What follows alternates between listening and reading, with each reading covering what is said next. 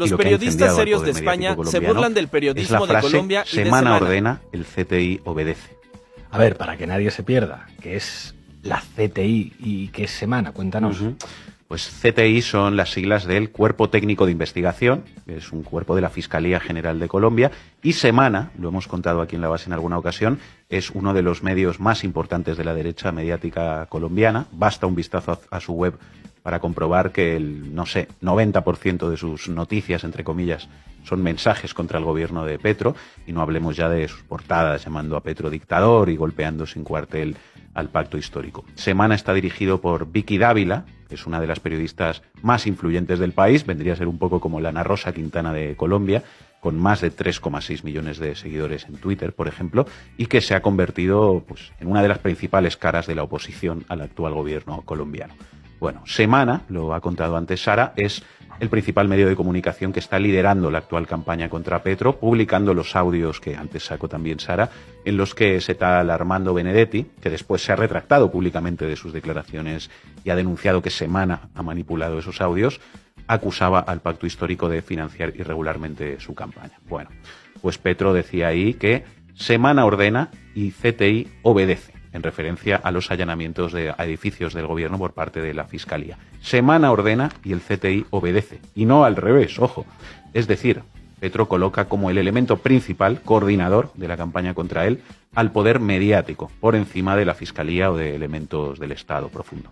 En Román Paladino, lo que está afirmando Petro es lo que hemos dicho aquí muchas veces en referencia a lo que ha ocurrido en España en los últimos años, que personajes como Vicky Dávila, la Ana Rosa colombiana, tienen mucho más poder que un senador de Colombia o incluso que cualquier ministro colombiano, y que la dimensión fundamental de la guerra sucia contra proyectos políticos como el que representa en Colombia Gustavo Petro es ante todo la dimensión mediática.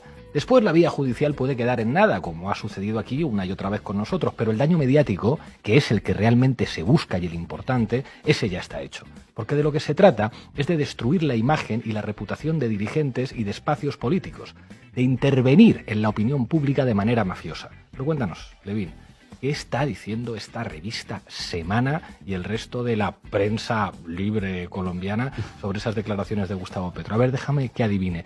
Están diciendo que es un gravísimo ataque a la libertad de prensa.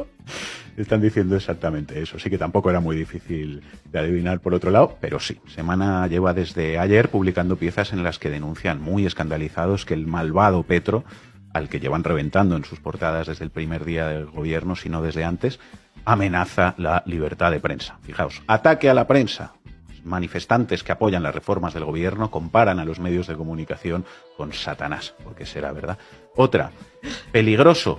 Gustavo Petro ataca violentamente la libertad de prensa. Semana ordena y el CTI obedece.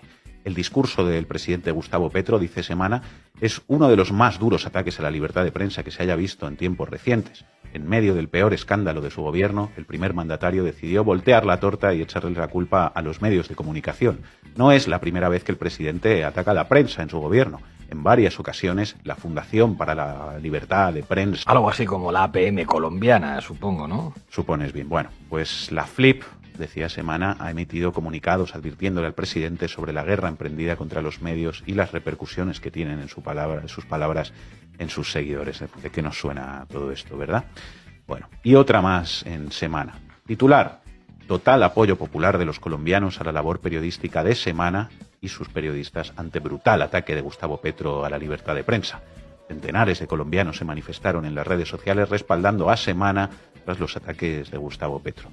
Y en el interior de esta pieza, la revista de Vicky Dávila saca una serie de tweets que reflejarían supuestamente ese total apoyo popular de los colombianos a su panfleto. Bueno, y cuéntanos, ¿quiénes son esas voces que representan el sentir popular del pueblo colombiano, que por supuesto es de amor, adhesión y fe hacia la labor democrática del periódico Semana? Pues los que han salido a las redes a decir Semana, yo sí te creo, son básicamente dirigentes del uribismo. El primer tuit que recoge Semana, de hecho, es del propio expresidente Iván Duque. Cuando en una democracia se amenaza la libertad de prensa, la democracia misma está en riesgo. El matoneo a los medios de comunicación que hemos visto hoy no tiene precedente y amerita que la comunidad internacional se pronuncie, al igual que los poderes independientes, dice Duque. La comunidad internacional ya hemos visto en qué sentido se está pronunciando en defensa del gobierno de Petro. Duque, como siempre, por detrás de la ambulancia. Bueno, y el segundo tuit que saca Semana es, atención, de Luis Carlos Vélez, que sería un poco el Vicente Vallés colombiano, un presentador de televisión muy de derechas y muy conocido, que actualmente trabaja en la FM y también en Univisión desde Miami. Sin periodismo no hay democracia, la democracia muere en la oscuridad. No solamente oiga la FM, oiga Caracol Radio, oiga la W, oiga RCN Básica, oiga Blue Radio, lea El Tiempo, lea El Espectador, lea Semana, vea Noticias RCN, vea Noticias Caracol, vea Noticias 1, vea CMI.